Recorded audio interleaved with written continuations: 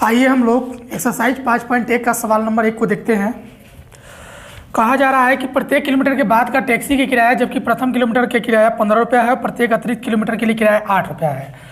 यहाँ पर ध्यान देने वाला एक चीज़ है कि हमको ये जांचना है कि एपी में है या नहीं। तो चलिए, पहला नंबर सवाल का पहला क्वेश्चन है हमारा।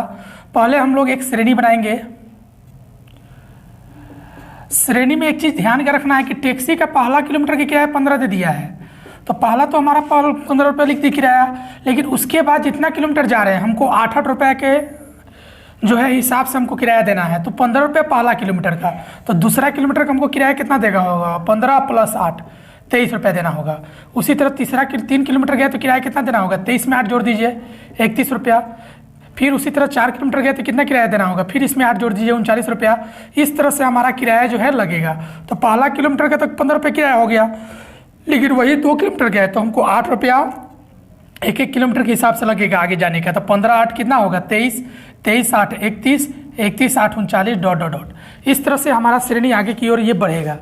तो हम लोग एक चीज़ ध्यान क्या रखेंगे कि पहला किलोमीटर का तो किराया हमारा 15 रुपया लग रहा है, उसके बाद 23 रुपये 8 रुपये किलोमीटर है, मतलब 8 रुपये किराया ज़्यादा लग गया। फिर 8 किलोमीटर ज़्यादा 31 रुपये तीसरा किलोमीटर लगेगा, चौथा का 39। तो यहाँ जो 15 है ये हमारा पहला पद होगा A1, 23 होगा दूसरा पद A2, 31 होगा तीसरा पद A3 और उसी तरह 39 होगा चौथा पद A4। अब इसको हम बनाएंगे कैसे, तो D1 निकालेंगे। तो D1 बराबर होता है A2 - A1, माने दूसरा पद में से पहला पद घटाएंगे हम लोग। तो दूसरा पद 23 है, पहला पद 15 है, तो घट के हमारा 8 आ गया। उसी तरह D2 निकालेंगे। A3 - A2, A3 31 है, A2 है हमारा 23, ये भी घट के 8 आ गया। D3 निकालेंगे। A4 - A3, चौथा पद हमारा 39 है, माइनस A3 तीसरा पद है 31, ये भी 8 आ गया।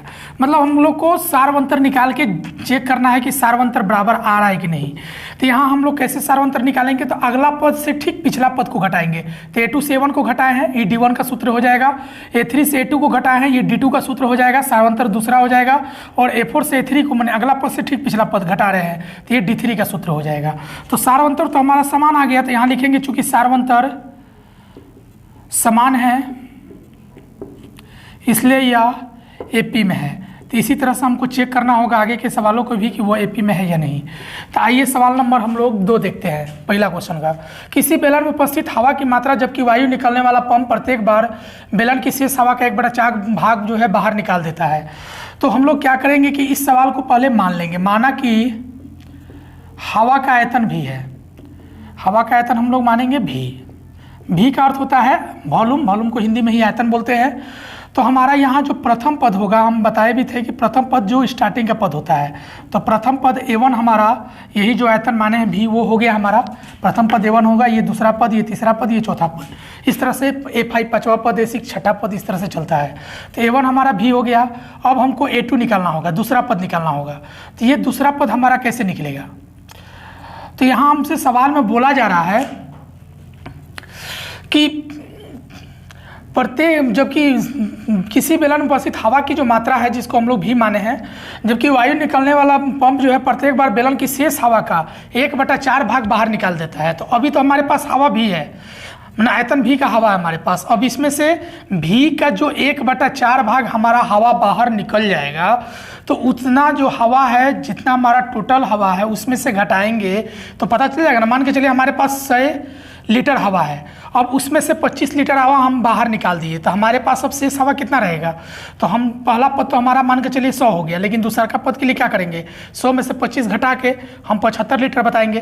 तो ठीक उसी तरह से यहाँ भी A1 तो भी हो गया, लेकिन दूसरा पद जो है टोटल जो हवा है उसका जितना भाग बाहर निकाल रहे हैं, जिसे आयतन जो भी है हमारा उसका 1/4 का माने तो गुना ही होता है, 1/4 लिख दिए। घटाने के बाद जो शेष हवा बचेगा वही तो मेरा A2 होगा। तो चलिए देखते हैं, भी माइनस का मतलब गुना होता है, तो भी में 1 से गुना होकर V/4, 4 में भी से 4 भी में से 1 भी घटेगा तो 3V/4। ये शॉर्ट मेथड होता है, 4 में तीछा गुना कर लिए भी में से 1 भी घट के 3V, या बटा में जो रहता है वही लिखाता है। उसी तरह A3 निकालेंगे तो शेष हवा का, तो शेष हवा तो हमारा ये रहेगा 3V/4। अब इसमें से भी घटाएंगे 3V/4, माने शेष हवा का 1/4 जो है बाहर का हो रहा है, निकल जा रहा है। तो इसको जितना हमारे पास शेष हवा बचा, अब 3v/4 का 1/4 जो निकलेगा, इसका जो मान निकाल के हम इसमें से घटा देंगे शेष हवा में से, तो हमारा पता चल जाएगा कि अब हमारे पास कितना हवा बच गया। तो ये 3v/4 का होगा 16, इसका बटाबकी जोड़ बनाएंगे तो 4 16 का लघुत्तम 16 होगा। तो 4 चौका 16, तो 4 3 12 भी, माइनस ये हो गया 3 भी, मतलब 9v/16 आ गया। तो यहाँ पर हम लोग सार्वंतर निकाल लेते हैं, d1 बराबर a2 माइनस a1।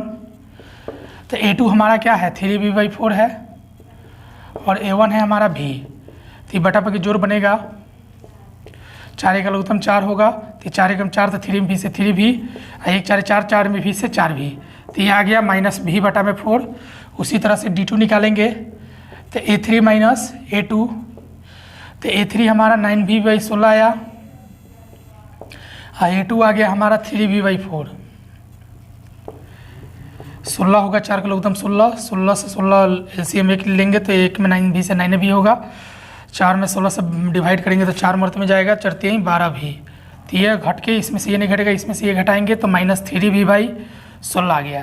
तो यहाँ देख सकते हैं कि सार्वंतर हमारा बराबर नहीं है। अब सोच रहे हैं कि d3 क्यों नहीं निकाले, तो हम लोग तीनों पद से काम हो जाएगा। a1 a2 a3 निकाल लिए ना, a4 नहीं निकाले हैं। अगर a4 निकालते तो d3 निकालना पड़ता, लेकिन a4 निकालने की कोई ज़रूरत नहीं है, 3 पद तक ही हमारा पता हो जाएगा। चेक कर सकते हैं कि AP में है या नहीं। तो यहाँ लिखेंगे चूँकि सार्वंतर बराबर नहीं है, क्योंकि सार्वंतर में सभी के सभी बराबर होना चाहिए। कहाँ बराबर है, d1 हमारा इतना है, dv इतना है, d2 मतलब, तो ये दोनों बराबर नहीं है, इसलिए यह AP में नहीं है। इस सवाल में याद रखने वाला एक चीज़ ये है कि हमारे पास जितना हवा है उसका 1/4 भाग जो बाहर निकाल दे रहे हैं, तब हमारे पास जो हवा बचा तो उसके लिए हम घटाएंगे ही। अभी हम बताएं कि हमारे पास अगर 100 लीटर हवा है और इसमें से 25 लीटर हवा मेरा निकल गया, तो पहला बार तो 100 लीटर होगा, लेकिन दूसरा बार जो है हमारा अब 100 लीटर नहीं बचेगा, क्योंकि 25 लीटर तो बाहर निकल गया। तो 100 में से 25 घटाएंगे तो A2 हमारा 75 लीटर ही रहेगा। तो इस चीज़ को हमको ध्यान रखना होगा कि जितना शेष हवा है उसका 1/4 जो है भाग बाहर निकाल के, और जिस शेष हवा होगा वो लेना होगा। तो आई होप आप लोग को ये चीज़ें समझ में आ रही होगी। फिर भी कोई दिक्कत हो तो कमेंट बॉक्स में ज़रूर लिखना।